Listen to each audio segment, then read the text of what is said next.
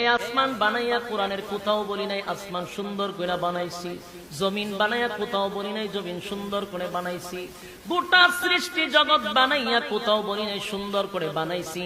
কিন্তু মানুষ রে, তুই 3.5 হাত তোরে বানাইয়া কোরআনে একটা নয়, দুইটা নয়, 4টা কসম করে বলছি তোরে সুন্দর করে বানাইছি।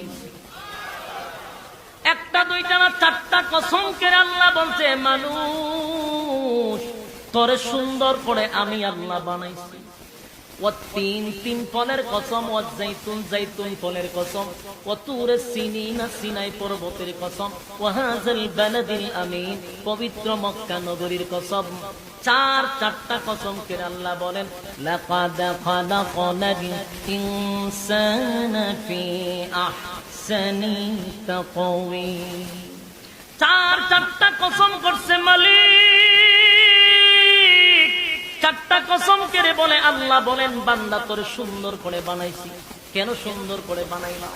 একমাত্র গোলামি করবি আমি আল্লাহ, সেজদা দিবি আমি আল্লাহ রে। আমি আল্লাহ ছাড়া কারো কাছে মাথা নত করা যাবে না। হ্যাঁ কথা কন, আল্লাহ ছাড়া কারো কাছে মাথা নত করা যাবে?